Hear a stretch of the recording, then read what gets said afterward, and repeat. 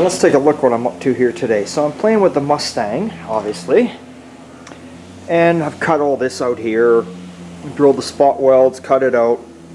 New one again is laying over there. Now somebody mentioned in the last video they didn't see, or I didn't mention, that I use a weld-through primer in the areas. Like for instance, this is going to be butted up against that new panel. So obviously you spray that with weld-through primer. Now, in the past videos I have mentioned it several times, I've even shown it, the weld-through primer. I do use it. So sometimes when I'm doing these videos, I'm so busy focused on trying to show you and tell you what I'm doing that I never remember everything. So, like I told you, I'm not a teacher. But yes, anywhere you're welding where you see it's two pieces of metal and they're never going to be able to be seen again, you put weld-through primer on them. You got to put something on them. And then if we're on this topic, you see when I did the quarter panels on every car, if you go back in past videos, I've done my rust mortar, my texture spray or something in areas where you can't get to. I always do that also. Another thing is when cars leave here, we have an oil treatment, or not oil treatment, a wax treatment. It comes, I'll show it to you. I'm going to do a video showing you some of the products I use around here pretty quick. But anyway, I use this wax treatment and it's got all these different little nozzles that spray differently and it works off air and long hoses, and it's almost like you're actually putting wax up inside all your doors and your rockers and your quarters, and of course we all know that water repels off of wax very easily. Cars rust because no matter how many new rubbers and seals and felts you put on, water always gets in everywhere. There's no stopping it. And rust just never sleeps. It's just the way it is. So I do that. Another trick is a lot of times when you've got a lot of leftover paint, say for instance, if you're doing if you're a guy restoring a few cars, you got some leftover paint. Sometimes we keep that paint. We don't pour a lot, but we mix it up, and then we'll open the car door and we'll pour the paint down inside the car door. And it'll run through any little pinholes in that. Make sure you put some paper, newspaper down on the ground for overnight. It'll run through any pinholes and anywhere where there's bare metal, and that paint covers it. Because really, it's better than throwing the paint out. It's a rust preserver too, because you want paint on metal, correct? And who's ever going to see it? And then afterwards, you can always get in there and try and shoot some black paint over it or something. But yes, I do use rust-through primer. So sorry I didn't mention that, but I do use it. Okay. So this is what I'm farting with right now. I'm cutting this out, and as I noticed, somebody, like I told you before, tried to put this torque box in. They've welded it here, they've cut the frame and welded it there. They did it completely wrong. I don't even know if I can show you underneath, but what they did was, see there, that's your, your subframe. That's a new piece, right? It's not welded in completely. It's supposed to come up here, but they cut the subframe out and shoved this inside. That's not the way it goes.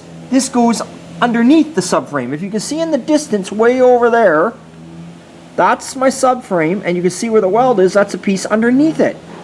So somebody did this wrong. So I will continue on and see where we get.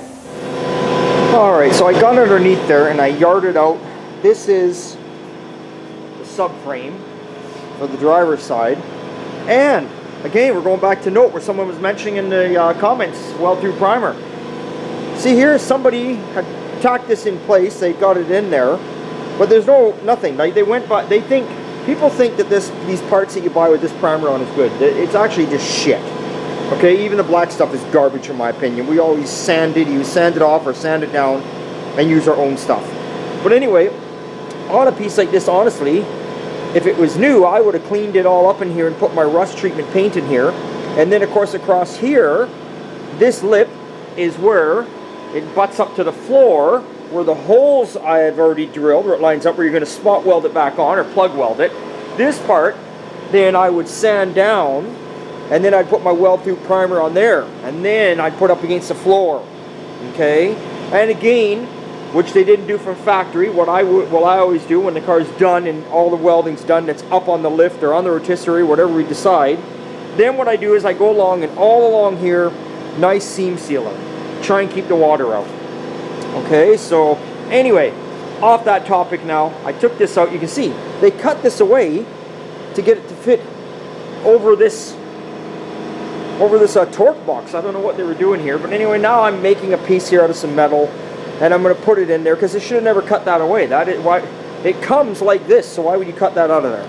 So I don't know. They've kind of made a mess here with this torque box. It looks like some of it's stick welded, or I don't know what's going on there. It's a real shit show down there. But I'm going to fix this piece right now. and take it from there. Always one step at a time. Just take your time, guys, when you're doing this shit. Take your time, look at it like it's a jigsaw puzzle. Relax, drink a pop, no alcohol, drink a juice. Take your time and do it.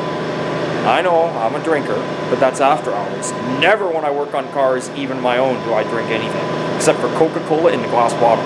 So anyway, we'll get back on here. So that's what's going on with this right now. So, there you go. You see what I'm doing there. Now let's see what the hell Sean's up to.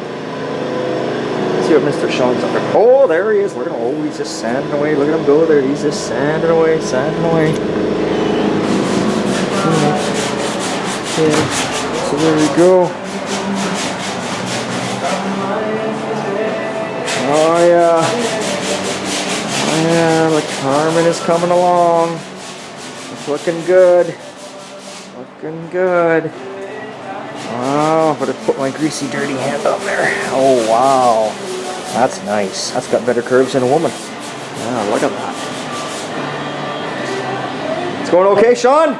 Yeah, it's going okay. It's going okay? This car's got more curves than a woman. Oh. Well, I guess it depends what kind of woman we're talking about. So, yeah, it's coming along good. He's doing a great job. Great job. It's going to be a nice little car. Done nice gaps and lines all the way around, as you can see. Everything's lining up. Looking really good. Really good. Okay.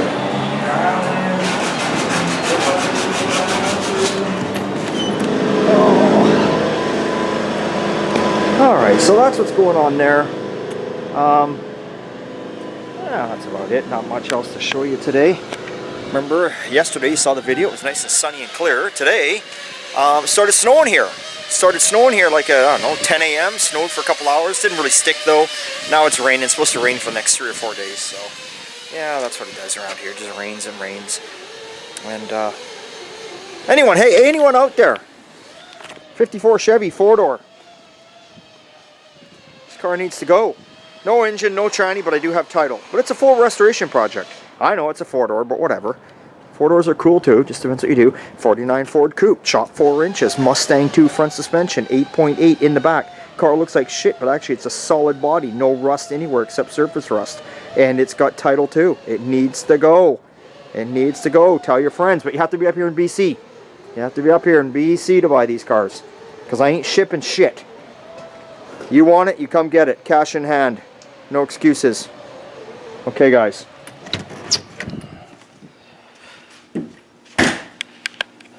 That's all I got to say for today. Except it's always a good time at Old Time. And thanks for subscribing. Thanks for watching. Follow us again on Facebook, Old Time Garage, or watch us on Instagram, Ricks_Old Time Garage. We've got lots of shit going on up there. Okay, guys.